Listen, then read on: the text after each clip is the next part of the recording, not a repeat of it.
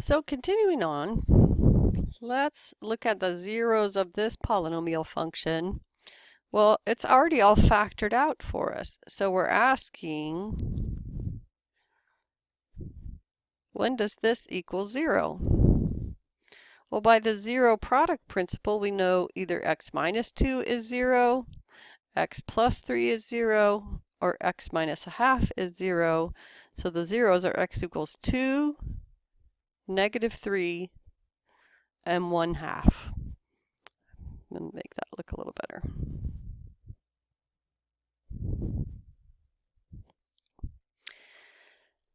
So here's a definition of the word multiplicity. If x minus r, where r is the 0, is to the power of m, and this is a factor of a polynomial, and this factor is only to the m power in there, it can't go m plus 1 times, so it can't be divided out again evenly. So when you put the power 1 higher, it doesn't divide evenly. So then r is called a zero of multiplicity m of f. So they use the little m to help you remember. That's the multiplicity. So let's look at this example above, and you can see x equals 2 is a 0 with, oh, I don't see an exponent. So that means the multiplicity is 1. And x equals -3 is a 0 with multiplicity 2. And x equals 1/2 has multiplicity 3. So at each x-intercept, the graph will either touch or cross the x-axis, but how do we know which it will do? And people smarter than me have figured this out. So if r is a 0 of even multiplicity, then the sign of the function doesn't change from one side to the other.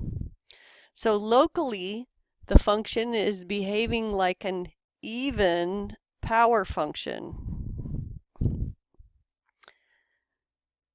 So graphically, the graph of f touches the x-axis at r. So it's going to touch at r if you have even multiplicity. So then, if r is a 0 of odd multiplicity, so this would be like if you had f of x equals x minus 2 cubed, then at x equals 2, whoops, let me make it to the 4th power.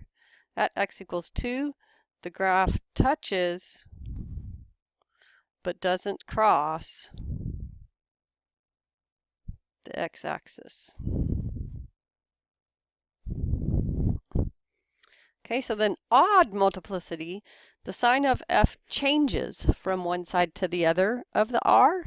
So locally, the function is behaving like an odd power function. And the graph of f crosses the x-axis at r. So this would be the r where it crosses. Okay, so let's look at this example, and we're asked to list each real zero and its multiplicity. So we want to know when x minus 1/3 squared times x minus 1 cubed equals 0, and it's either when x minus 1/3 equals 0 or x minus 1 equals 0. So either x equals 1/3 or x equals 1. And remember, this is by the zero product property. So x equals 1/3 is a 0 of multiplicity. We usually use MULT for abbreviation.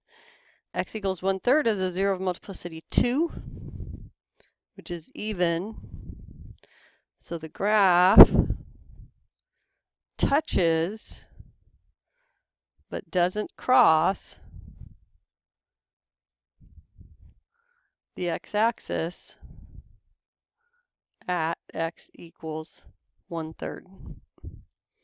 So then x equals 1 is a 0 of multiplicity 3. So the graph crosses the x-axis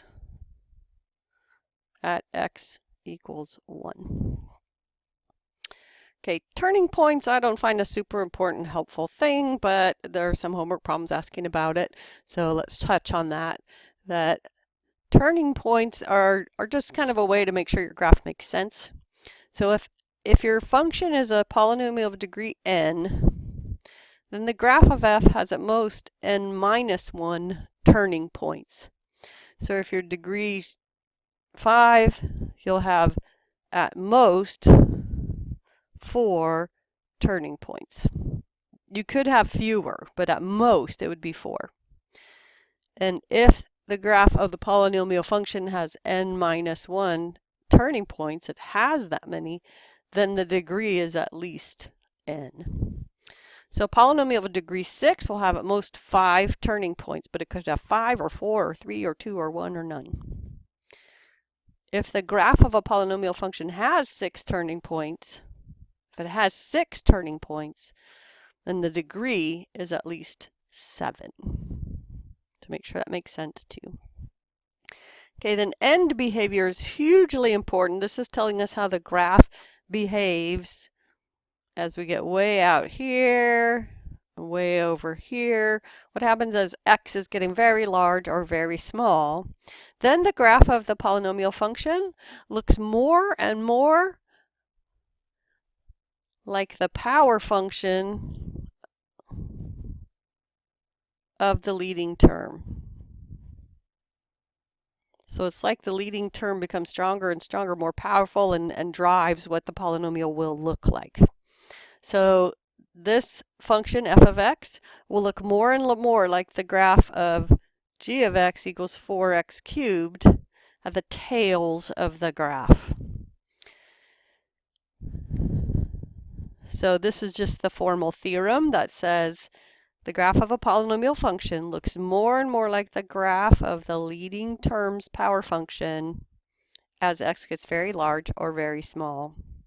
So for the example we looked at earlier, first let's look at the maximum number of turning points.